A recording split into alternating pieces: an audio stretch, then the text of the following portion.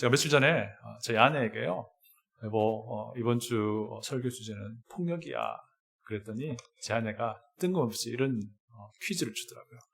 여보, 세상에서 제일 폭력적인 동물 이름이 뭔지 알아? 그러는 거예요. 넌센스 퀴즈더라고요. 팬다.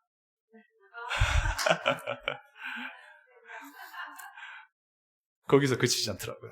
여보, 세상에서 제일 폭력적인 이름을 가진 스마트 디바이스 이름이 뭔지 알아? 그러는 거예요.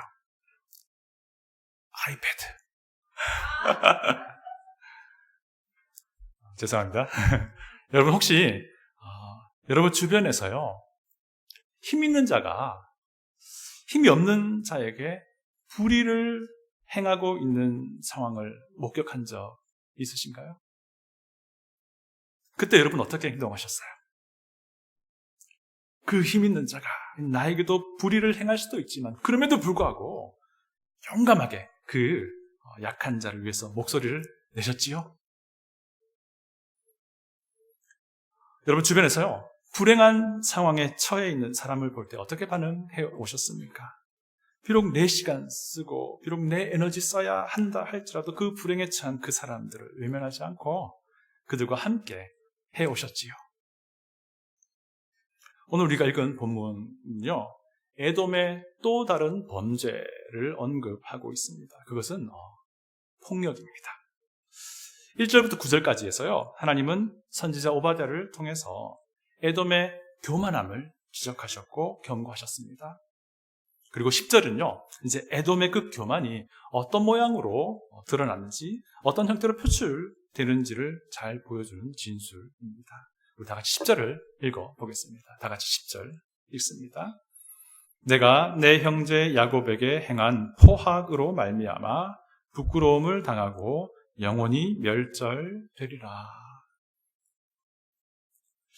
10절에서요, 포학이라고 번역된 이 히브리어 단어는요, 하마스라는 단어예요. 이 히브리어 단어는 폭력에 대한 가장 일반적인 히브리어 단어 중에 하나인데요. 이 히브리어 단어 하마스라는 단어의 의미 범위 안에 물리적인 폭력도 포함되고요, 그 외에 여러 가지 모양새의 폭력도 다 포함되는 가장 일반적인 용어입니다.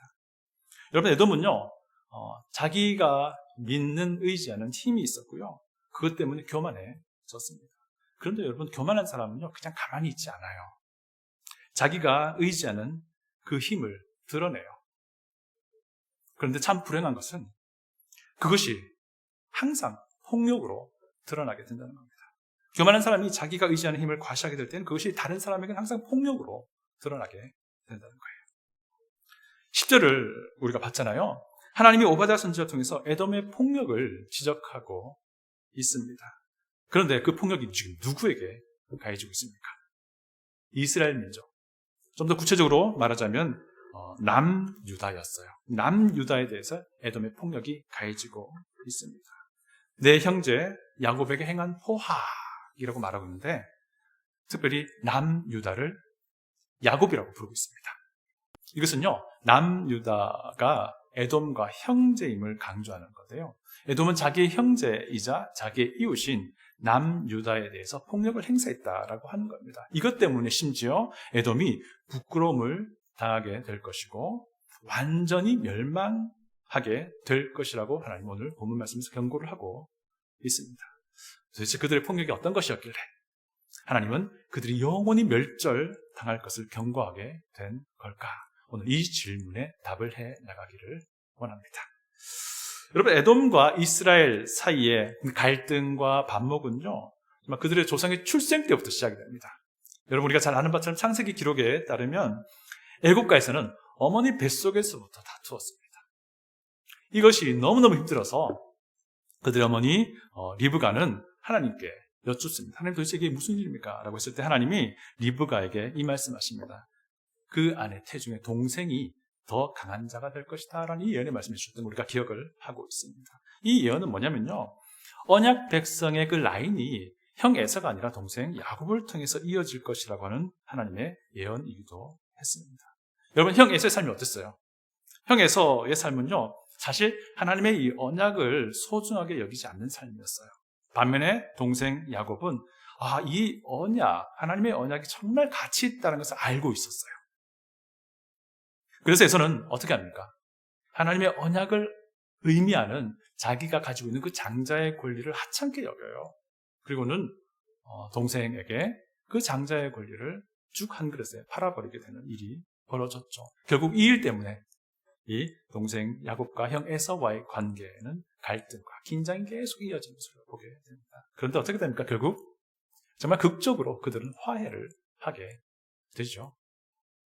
자, 그리고 이제 그 화해 이후에 시간이 많이 흐릅니다. 그 화해 직후에 야곱은 온 가족이 다 애굽으로 이민을 가잖아요.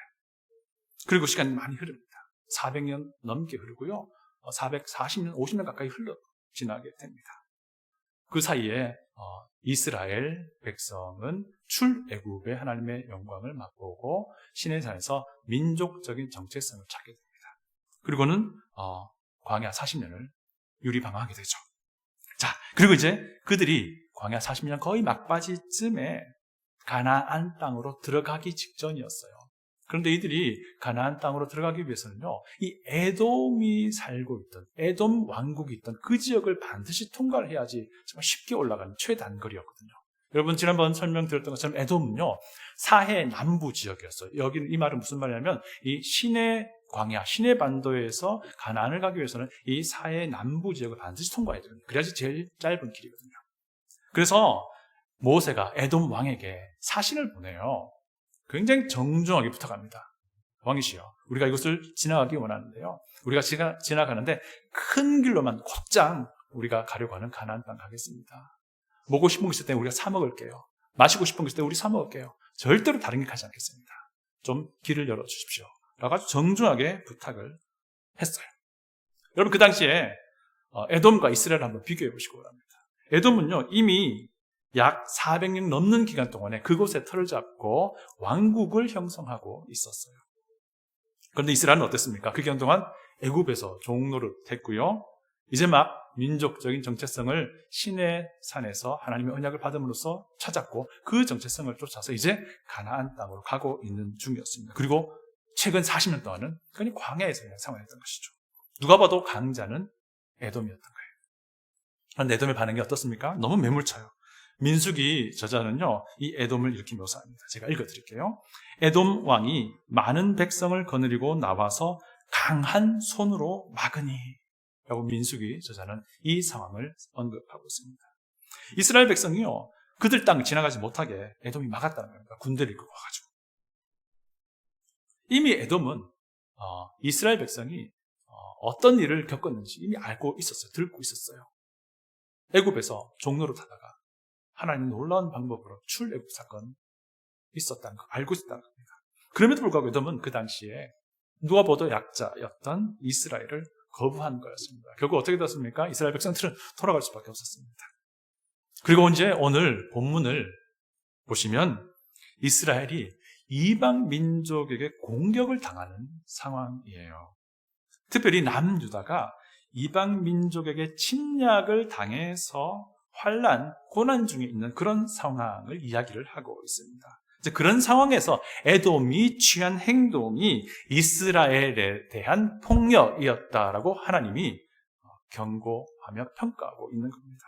오늘 본문은요, 두 가지 사건을 배경으로 해요. 11절은 이미 일어난 사건이고요. 12절부터 14절은 이제 앞으로 일어나게, 그러니까 오바댜 선지자의 기준으로 앞으로 일어나게 될 일을 언급하고 있는 사건입니다. 먼저 11절은요, 오바댜서가 기록되던 때에 주전 800년 후반에 있었던 사건인데요. 이게 뭐냐면 그 당시에 남유다의 왕이 여호람 왕이었어요. 여호람 왕 때에 블레셋 군대하고요, 아라비아 군대가 연합을 해서 남유다를 공격했어요. 그리고는 완전히 그냥 포위당하고 결국 이 남유다의 예루살렘 성이 유린당하게 되는 일이 있었는데요. 이것을 이제 역대하 저자는 이렇게 기록하고 있어요. 한번 읽어드려볼게요. 역대하 21장 17절입니다. 들어보십시오. 그들이 올라와서, 그들은 블레셋과 아라비아 연합군을 말합니다. 그들이 올라와서 유다를 침략하여 왕국의 모든 재물과 그의 아들들과 아내들을 탈취하였으므로, 그때 상황을 이렇게 묘사하고 있습니다. 이 사건은 이제 염두에 두고요. 오늘 본문 11절이 기록이 된 거예요. 11절로 다 같이 한번 읽어볼까요? 11절입니다.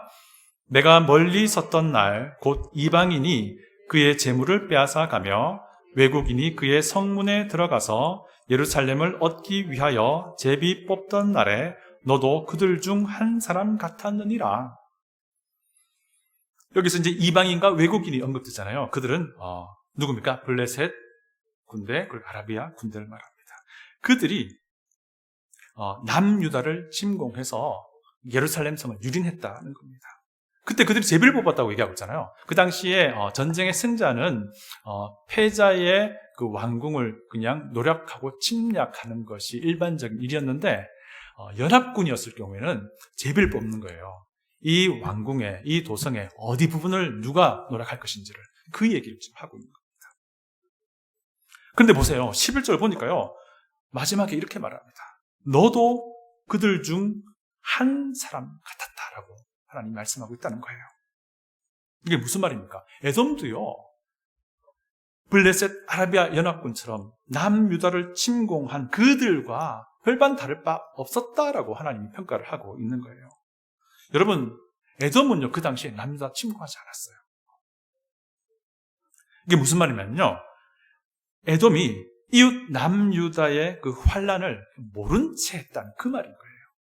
내가 멀리 섰던 날이라고 시작하잖아요. 11절이요. 그게 무슨 말입니까? 이 멀리 섰던 날, 그날은 블레셋과 아라비아 연합군에 의해서 남유다 예루살렘이 함락되던 그때를 말하는데요. 그때에 멀리 서 있었다라고 말합니다. 그냥 쳐다보고 있었다는 거예요. 남유다의 환란을 모른 채 하고 있었다는 겁니다. 그냥 강 건너 불구경하듯이 형제의 불행을 방관하고 있었다. 그래서 너희들도 예루살렘을 공격한 그 연합군과 다를 바 없다라고 하나님이 평가하고 있다는 것입니다. 여러분, 에돔이요, 모른 채 했다는 것이 하나님의 눈에는 폭력이었던 거예요. 에돔이 방관하고 있었다라고 하는 것이 하나님의 눈에는 폭력이었던 겁니다.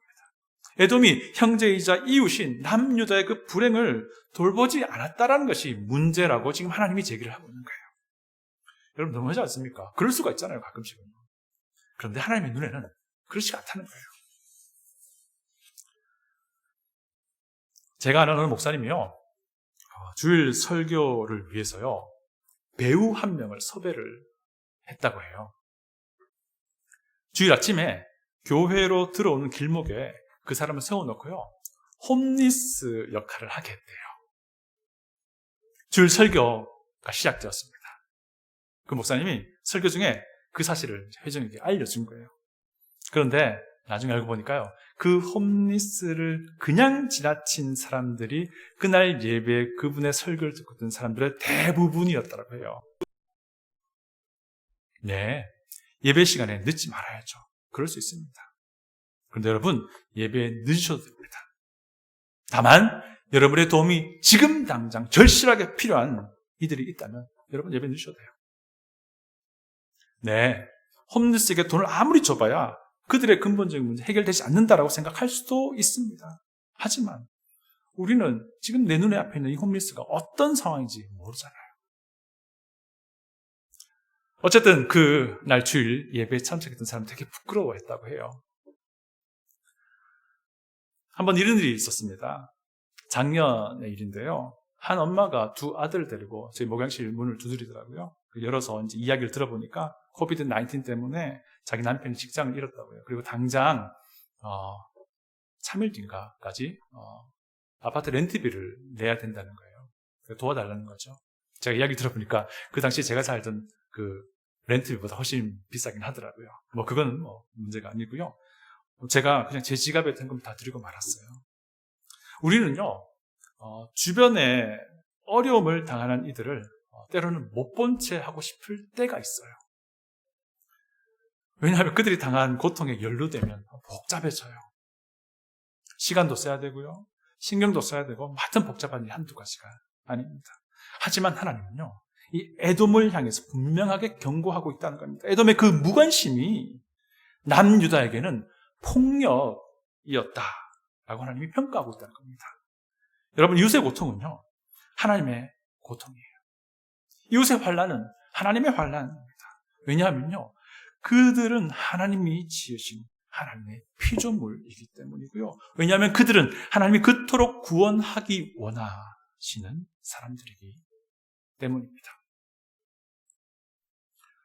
우리는 주변에서도 부당한 일을 당하는 사람들을 볼 때에 때로는 모른 채 하고 싶을 때가 있습니다. 같은 이유인 것 같아요. 그들이 당하는 부당한 일에 나도 연루되면 복잡해져요. 혹시나 아주 강력한 힘을 가진 자들이 저지르는 부당함을 그들이 당하고 있다면 더 피하고 싶습니다. 왜? 나도 그들에 의해서 피해자가 될 수도 있겠다 싶은 생각이 드는 거예요.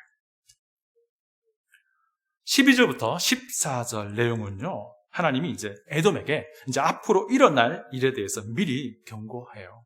우리 오늘 한글 성경은요, 완곡하게 미래형으로 번역을 하고 있는데 사실은 금지의 명령입니다. 남유다가 앞으로 또 이방 민족에게 공격당할 텐데 그때는 지금처럼 남유다에게 폭력을 행사하지 말라고 에돔에게 경고를 하는 부분이에요. 그런데 에돔은요, 이 경고 다 무시했다는 겁니다. 그 일이 언제 벌어지냐면요, 주후 586년경. 이때가 언제입니까? 남유다가 바벨론에 의해서 멸망당할 그때입니다.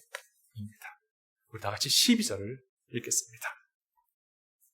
내가 형제의 날, 곧 그 재앙의 날에 방관할 것이 아니며 유다 자손이 패망하는 날에 기뻐할 것이 아니며 그 고난의 날에 내가 입을 크게 벌릴 것이 아니며. 방관하지 말아라, 그때가 되면. 기뻐하지 말아라, 그때가 되면. 입을 크게 벌리지 말아라, 그때가 되면. 이 말인 거예요. 여러분, 형제의 날은요, 에돔의 형제인 남유다가 패망하던 바로 그때를 말합니다. 바벨론에 의해서. 그런데 그때에도 에돔은 남유다의 멸망을요, 방관하고 있었어요. 여기서 방관했다라고 번역된 히브리어 단어는 어떤 의미냐면요, 옆에 서가지고 구경을 하는 건 맞아요. 그런데 옆에 서서 구경하는 것에서 끝나는 게 아니라 고소해 하면서 구경하는 그런 의미를 담고 있는 단어예요. 그때 에돔은 자기 형제가 멸망당하는 거 보면서 오히려 즐거워했다는 겁니다. 오히려 입을 크게 벌리고 그것을 가십거리로 여겼다는 거예요. 에돔은요, 오만하고 불의한 바벨론 권력이 형제 유다를 침략하는 거 그냥 관전하고 있었다는 겁니다. 오히려 그거 즐기고 있었다는 거예요. 이런 에돔의 행동에 대해서요, 무명의 시편 저자는 이렇게 한탄합니다. 제가 시편 137편 소개하려고 하는데요, 이것은요, 남유다가 멸망한 뒤에 바벨론으로 끌려갔던 어떤 한 사람이 바벨론에서 막 슬퍼하며 지은 애가예요. 제가 시편 137편 7절을 읽어드립니다. 제가 노래로 불러드리지 못하고요, 읽어드릴게요. 여호와여, 예루살렘이 멸망하던 날을 기억하시고 에돔 자손을 치소서. 그들의 말이 헐어버리라, 헐어버리라, 그 기초까지 헐어버리라 하였나이다. 여러분, 때리는 놈보다 때리는 놈 응원하는 놈이 더 있잖아요. 에돔은요, 이웃의 불행, 형제의 불행을 보면서 바벨론을 응원한 거예요. 이 시편 저자 기억에는요, 이 바벨론의 그 무자비했던 권력보다는, 바벨론의 무자비했던 그 공포보다는요, 오히려 에돔의 이 치사한 폭력이 더 선명하게 남아있습니다. 하나님이 이 에돔의 이 행동을 폭력이라고 평가하고 있다는 겁니다. 우리 반드시 그거 기억해야 됩니다. 이웃의 고난을 방관하고 이웃을 고통으로 몰고 간 그 불의에 침묵하는 것, 이것만으로도 하나님 우리를요, 복도라고 여기신다는 거예요. 그런데요, 에돔이 여기서 그쳤을까요? 그러지 않아요. 에돔은 방관만 하지 않았습니다. 형제의 불행에 침묵하던 에돔은요, 이제 하나님의 그 언약 백성을 위협하며 공격하던 그 불의한 바벨론의 침략에 동참하게 돼요. 13절 제가 읽어드리겠습니다. 내 백성이 환난을 당하는 날에 내가 그 성문에 들어가지 않을 것이며 환난을 당하는 날에 내가 그 고난을 방관하지 않을 것이며 환난을 당하는 날에 내가 그 재물에 손을 대지 않을 것이며. 성문에 들어가지 마라, 그때. 재물에 손대지 마라, 그때. 분명히 경고하셨는데요, 에돔은 부서진 예루살렘 성문을 기어이 들어가고 맙니다. 에돔이 바벨론과 한편이 되었다는 거예요. 그리고 예루살렘 성을 노략하는 데 동참하게 되었다는 겁니다. 심지어 에돔은요, 남유다 백성, 자기 형제 백성, 자기 이웃 백성을요, 살해하는 일에도 동참을 해요. 우리 다 같이 14절을 보겠습니다. 14절입니다. 다 같이 읽겠습니다. 내 거리에 서서 그 도망하는 자를 막지 않을 것이며 고난의 날에 그 남은 자를 원수에게 넘기지 않을 것이니라. 도망하는 자 있으면 막지 마라. 미리 말씀하셨어. 원수에게 넘기지 말아라, 그 사람들. 그 미리 말씀하셨는데도 불구하고 에돔은요, 치사하게 사거리에 서가지고요, 피난 가는 자기 형제 백성을 붙잡아가지고 살해하기도 하고 그 남은 자를 또 바벨론에게 넘겨주는 그런 일들을 했다라는 것입니다. 이 일에 대해서요, 에스겔 선지자는 이렇게 증언해요. 에스겔서 35장 5절인데 제가 읽어드립니다. 내가, 여기서 너는 에돔을 말하겠죠. 내가 옛날부터 한을 품고 이스라엘 족속의 환난 때, 곧 죄악의 마지막 때에 칼의 위력에 그들을 넘겼도다 라고 에스겔 선지자가 증언합니다. 에스겔 35장은요, 에돔에 대한 하나님의 경고거든요. 에돔이 바벨론 권력에 남유다를 넘겨버렸다는 것입니다. 에돔이 도망가는 자기 백성, 자기 형제 백성을 붙잡아서 바벨론에 넘겨주는 그런 치사한 일을, 치사한 폭력을 자행했다는 겁니다. 이것이 에돔이 야곱에게 행했던 폭력의 전말이에요. 에돔은요, 야곱에게 닥친 불행과 고난에 대해서, 야곱에게 자행되고 있는 바벨론의 그 불의에 대해서 침묵합니다. 방관하고요, 돌보지 않습니다. 그런 에돔이 어떻게 변해갑니까? 시간이 흐를수록 철저하게 힘있는 자 편에 서게 되는 모습을 봅니다. 그것도요, 불의를 자행하는 힘있는 자 편에 서게 되는 모습을 보게 됩니다. 여러분, 우리는요, 힘있는 자와 가깝게 지내고 싶어요. 그렇지 않습니까? 우리는 약한 자와는 별로 가깝게 지내고 싶어 하지 않아요. 우리는요, 나한테 이익이 될 만하다 싶으면 가깝게 지내고 싶어요. 그런데 내가 오히려 손해볼 것 같으면 별로 가깝게 지내고 싶어 하지 않습니다. 우리는 불행에 찬 사람, 고난에 찬 사람들 보면 그냥 지나칠 때가 있습니다. 왜 그럴까요? 그들의 삶이 별로 연루되고 싶지 않은 거예요. 강한 자의 그 불의함에 희생되는 사람들 보게 되는데요, 그냥 지나쳐요. 왜냐하면 그 일에 별로 연루되고 싶지 않는 겁니다. 그런데요, 우리가 이웃의 고통과 이웃의 이 불행에 침묵한다면 우리는 하나님의 고통과 하나님의 불행에 침묵하는 겁니다. 왜냐하면 우리가 침묵하고 우리가 외면하는 그 사람들은 하나님이 만드신 아름다운 피조물이기 때문입니다. 우리가 하나님의 그 아름다운 피조물인 것처럼 말이죠. 우리가 침묵하고 우리가 외면하는 그 사람들 역시 하나님이 그토록 구원하기 원하셔서 자신의 아들 예수 그리스도를 내어주시기까지 사랑하신 바로 그 사람들이기 때문이에요. 하나님은요, 우리의 이런 무관심을 폭력이라고 여긴다는 겁니다. 그리고 이 침묵과 이 방관은요, 우리를 더욱더 폭력적으로 만들어 가게 될 거예요. 그런데 하나님은요, 우리가 다르신 분이세요. 하나님은요, 이웃의 불행과 이웃의 고통에 연루되기를 기뻐하시는 분이세요. 하나님 자기 백성의 목소리를 들으시고 외면하지 않는 분이세요. 인간의 탄식을 다 들으시는 분이셨어요. 여러분, 아담은요, 하나님은 아담과 하와가 죄를 지었다는 소식을 들으셨어요. 아니, 보고 계셨겠죠. 알고 계셨겠죠. 하나님은 그 인간의 죄악의 문제에 연루되기를요, 꺼려하지 않으셨어요. 그래서 하나님은 숨어있던 그들을 찾아오시기까지 합니다. 그리고 그들에게 그들의 그 고난과 그들의 고통과 그들의 사망에 대해서 여자의 후손이 뱀의 머리를 상하게 할 것이라는 아름다운 약속을 허락해 주셨습니다. 가인이 악한 마음으로 동생 아벨을 죽였습니다. 그리고 아벨의 그 피가 땅에서 하나님께 호소했다고 창세기는 기록하고 있는데요, 하나님은 그 호소를 들으셨습니다. 그리고는 불의한 가인을 응징하셨어요. 하나님은 애굽에서 고통당하던 이스라엘의 그 탄식 소리를 들으셨습니다. 그리고 하나님은 그들의 고통을 외면하지 않으셨고 그들의 삶 가운데 직접 개입하셨습니다. 그들을 구원하셨고요. 동시에 불의한 애굽을 심판하셨어요. 하나님은 또 있잖아요. 다수의 폭력에 억눌려서 기가 꺾였던 여호수아와 갈렙을요. 그 억울함을 기억하셨어요. 그리고는요. 40년이 지난 시점에 그들을 사용하셔가지고요. 가나안 땅을 정복하게 하셨어요. 하나님은요. 사울이라는 불의한 권력 앞에 쫓기던 다윗을요. 외면하지 않으셨습니다. 하나님의 때가 되었을 때 하나님 다윗을 들어 올려 왕으로 세우셨습니다.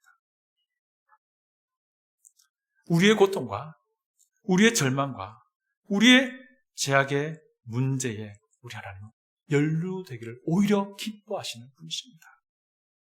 그래서 하나님이 직접 이 땅에 오기로 하신 겁니다. 그분이 바로 예수 그리스도, 우리 구주 아니십니까? 하나님은요, 인간의 불행과 인간의 고통과 인간의 문제를 외면하지 않으세요. 그래서 지금 우리가 여기에 모여 감히 하나님의 영광 앞에 예배하는 겁니다. 우리가 예배드리는 하나님은요, 우리가 외면하는 그 사람들을 절대로 외면하지 않습니다. 우리가 예배드리는 하나님은요, 우리가 별로 관심 갖기 원치 않는 그 사람들에 대해서 너무나도 지대한 관심을 갖고 계십니다. 그래서 우리가 만약에 불행당한 이웃을 외면하고 침묵한다면 우리는 하나님에 대해서 외면하는 겁니다. 우리가 만약에 이웃이 당한 그 부당한 일에 침묵하고 외면한다면요, 우리는 하나님께 침묵하는 것입니다. 다 같이 기도하겠습니다.